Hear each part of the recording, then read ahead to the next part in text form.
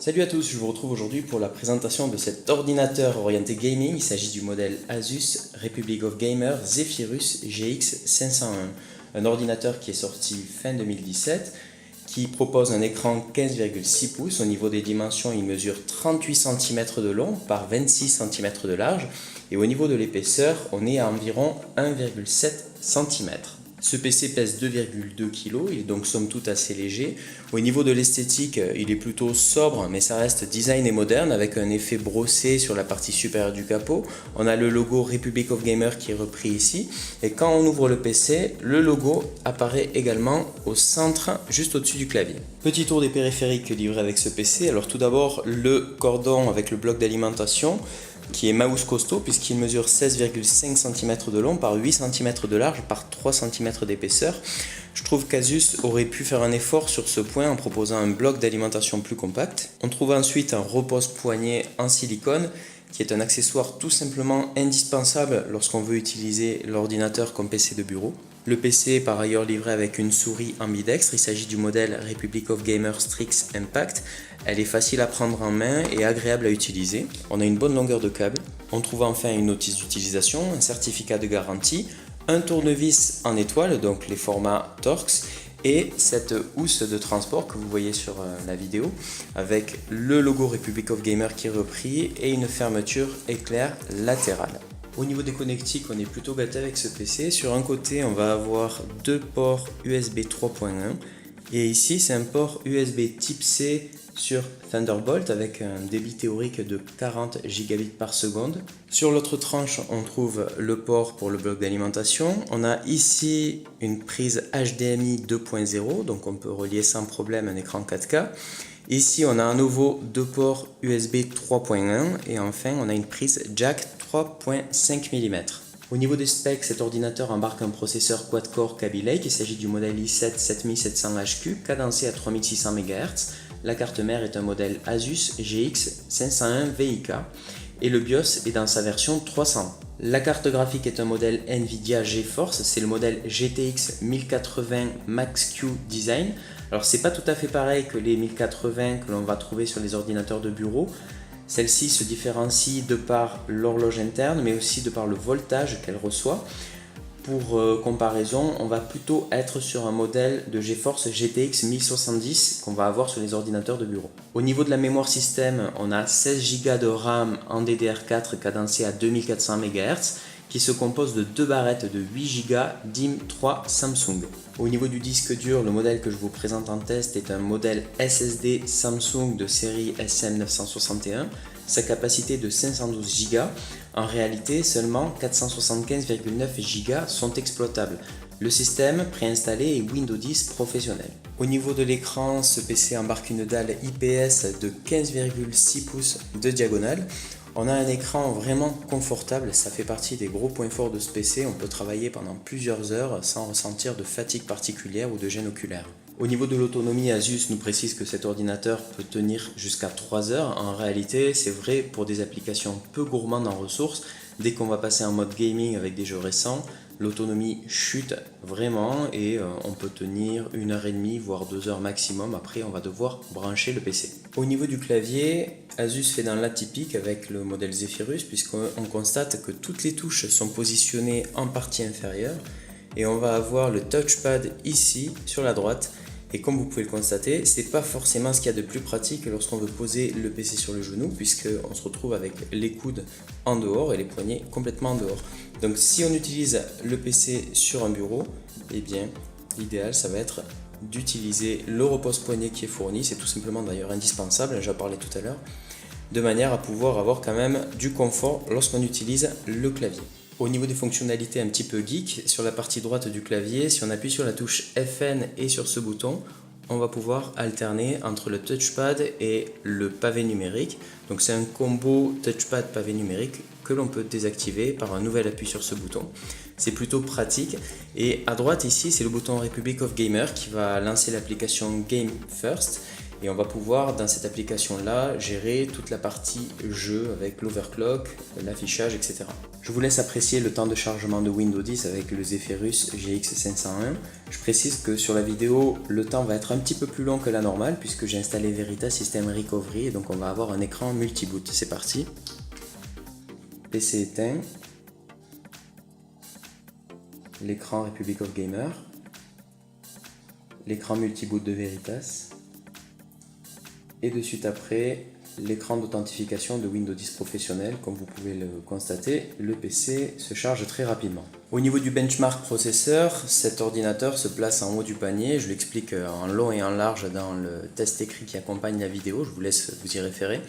Là par exemple, vous voyez la ligne en gras concerne cet ordinateur. Au niveau de la lecture en mémoire, si je continue au niveau de l'écriture en mémoire, on obtient des résultats de 33 939 mégaoctets par seconde. Au niveau de la copie en mémoire, on fait toujours partie du top 10 des ordinateurs, des processeurs de référence. On a un comparatif sur 60 processeurs différents. Le démarrage de l'analyse en mémoire, et après on a des tests uniques CPU Queen. On a le CPU PhotoWorks. Donc là, on fait mouliner le processeur pour par exemple savoir sa capacité à compresser des fichiers, etc. avec le CPU Zlib.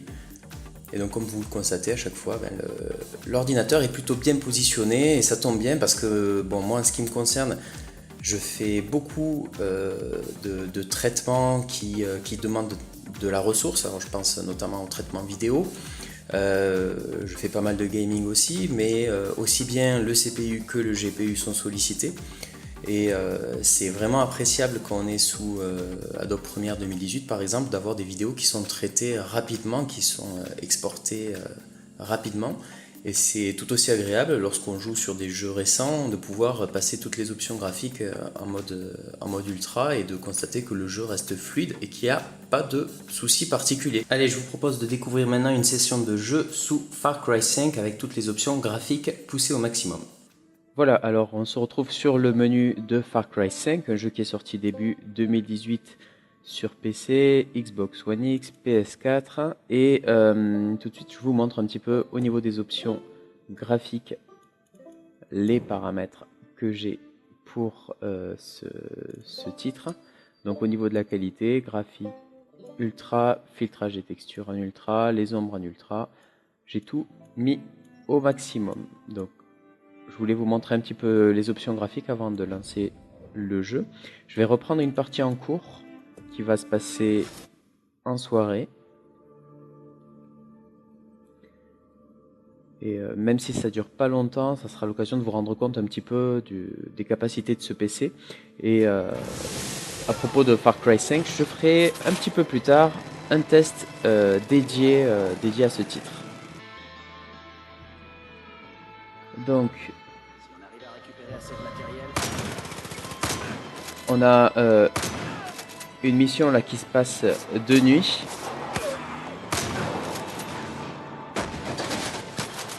Alors, j'ai jamais dit que Far Cry 5 c'était un jeu qui faisait dans la dentelle. D'ailleurs, vous vous en rendez compte.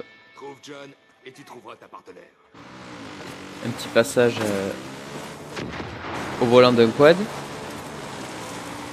Toujours pour vous rendre compte de la fluidité de l'affichage.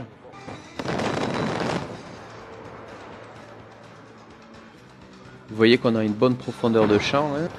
Là, un petit passage en hélico. Putain, j'ai le cœur qui bat à 100 à l'heure. Mon Dieu, officier, tu nous as vraiment sauvé la vie. Va savoir ce que ces enfoirés comptaient faire de nous.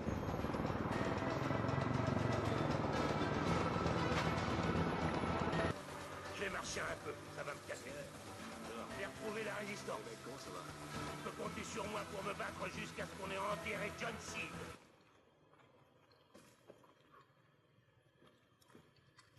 Nous sommes des pêcheurs. Tous autant que nous sommes. Vous, moi. Le rendu à l'intérieur d'une maison. On fait l'expérience. C'est un poison qui pollue l'esprit. Mais si je vous disais qu'une délivrance est possible, Si je vous disais que tous vos rêves, même les plus fous, sont possibles, si je vous disais que toutes les épreuves peuvent être surmontées, si vous adhérez à une idée.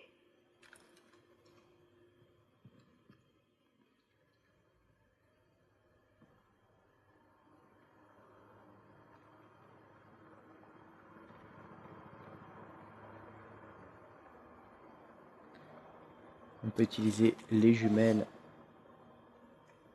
pour zoomer, ce qui permet également de se rendre compte qu'on a une profondeur de champ assez impressionnante et un jeu qui reste fluide en toutes circonstances.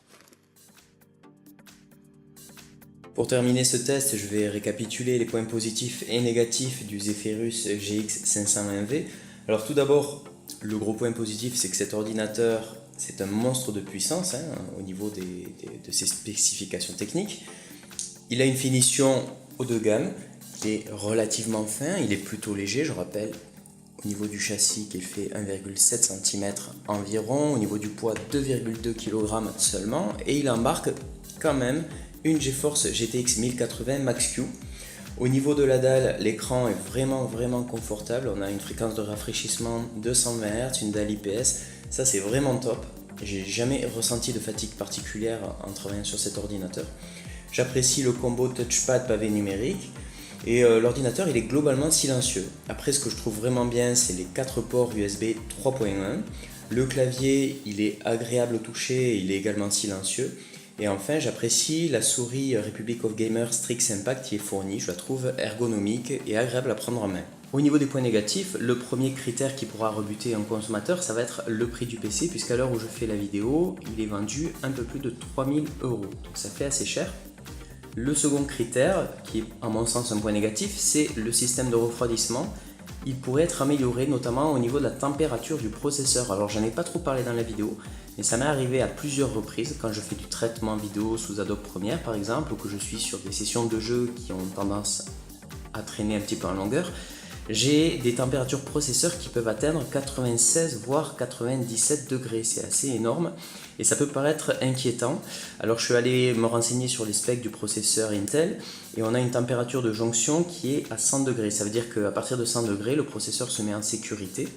Et en dessous, Intel précise qu'on est dans le champ d'application du processeur et qu'il n'y a pas lieu de s'inquiéter. Bon, moi je préférerais quand même avoir des températures de l'ordre de 80 degrés et pas de 95 ou 96 degrés. Ensuite, au niveau des points négatifs, toujours, j'en parlais au début de la vidéo, l'emplacement du clavier est à mon sens mal pensé. Je regrette l'absence de lecteur de carte micro SD et enfin, l'autonomie de la batterie pourrait être améliorée. Voilà, j'espère que cette présentation vous a intéressé. Je vous dis à bientôt pour un prochain test.